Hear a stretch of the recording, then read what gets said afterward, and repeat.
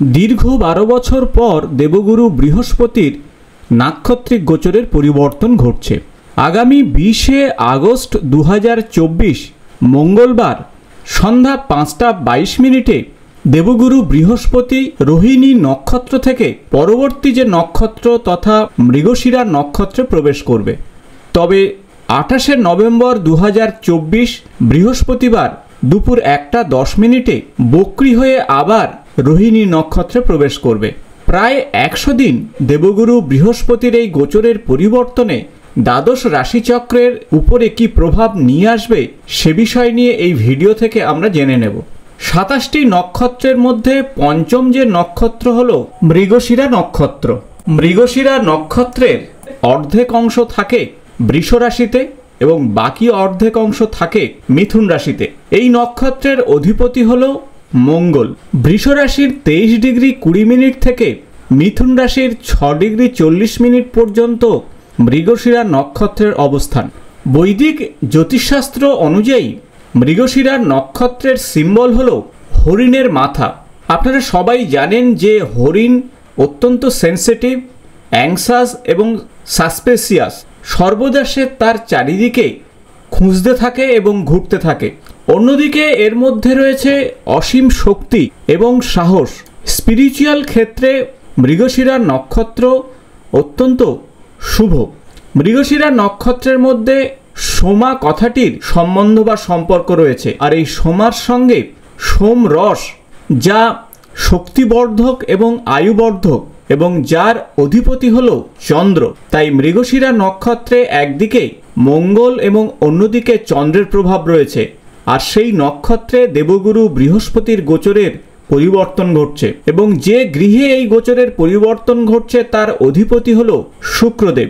মৃগশিরা নক্ষত্রে জাতক জাতিকার মধ্যে প্রেম ভালোবাসায় পরিপূর্ণ।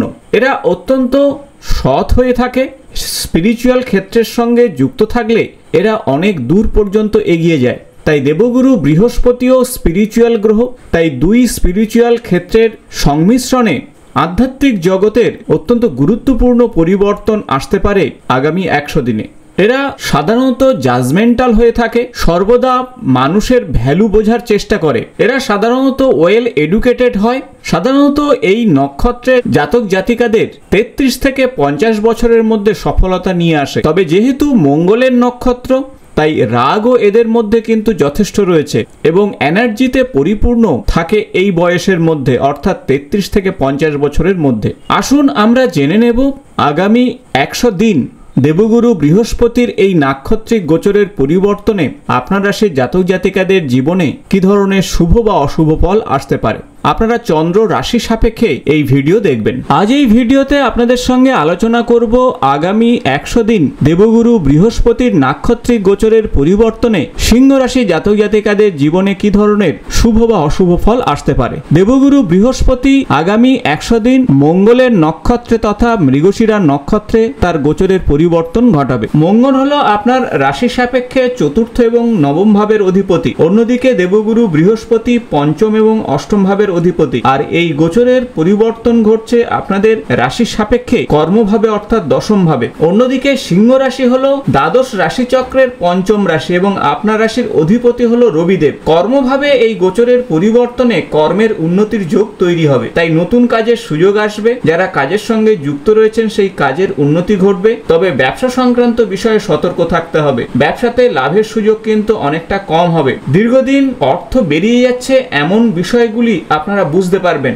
এবং সেইভাবে আপনারা বিভিন্ন পরিকল্পনা করে আর্থিক লসকে আটকে ফেলবেন এই গোচরের পরিবর্তনে। প্রপার্টি সংক্রান্ত বিষয়ে অত্যন্ত শুভ ফল আসবে। যারা দীর্ঘদিন প্রপার্টি নেওয়ার কথা ভাবছেন তাদের যোগাযোগ তৈরি হবে এবং প্রপার্টি নেবেন আপনারা। খাদ্য গ্রহণের বিষয়ে সতর্ক থাকতে হবে। বাইরের খাবার দাবার এড়িয়ে চলতে হবে। অতিরিক্ত তেল মশলাযুক্ত খাদ্য আপনার সমস্যায় ফেলতে পারে। ক্রনিক ডিসঅর্ডারের মধ্যে পড়তে পারেন। তাই রোগ ভোগের বিষয়ে অভিজ্ঞ ডাক্তারবাবুর পরামর্শ নিন। এছাড়া উচ্চ বিদ্যা সংক্রান্ত বিষয়ে আপনারা সুযোগ সুবিধা পাবেন, তবে ঝগড়া বিবাদের মধ্যে কোনোভাবে জড়িয়ে পড়বেন না। আলাপ আলোচনার মাধ্যমে প্রতিটি কাজ করার চেষ্টা করবেন। গৃহ সংক্রান্ত বিষয়ে আপনাদের যথেষ্ট উন্নতির যোগ তৈরি হবে, পরিবারের সদস্যদের সঙ্গে সুসম্পর্ক বজায় থাকবে। এছাড়া আধ্যাত্মিক কাজের সঙ্গে যুক্ত থাকলে আপনাদের উন্নতির যোগ তৈরি হবে। যারা গবেষণা সংক্রান্ত কাজে যুক্ত রয়েছেন তাদের জন্য এই গোচরের পরিবর্তন অত্যন্ত ভালো ফল নিয়ে আসবে। যারা অকাল্ট সায়েন্স, জ্যোতিষ কিংবা তন্ত্রমন্ত্র সংক্রান্ত বিষয়ে কাজকর্ম করছেন তাদের জন্য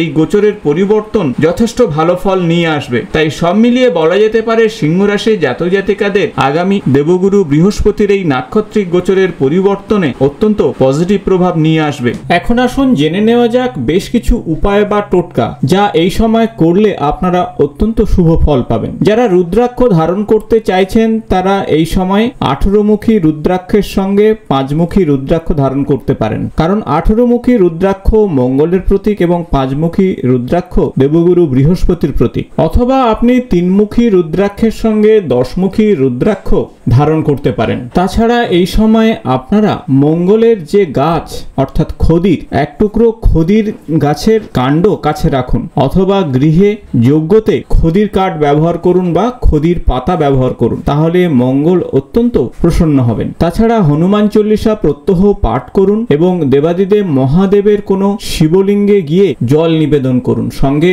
ওম নমঃ শিবায় মন্ত্র জপ করুন। এই ছোট ছোট উপায় বা টোটকাতে দেবগুরু বৃহস্পতির এই মঙ্গলের নক্ষত্রের গোচরের পরিবর্তনের অশুভ ফল থেকে আপনারা মুক্তি পাবেন।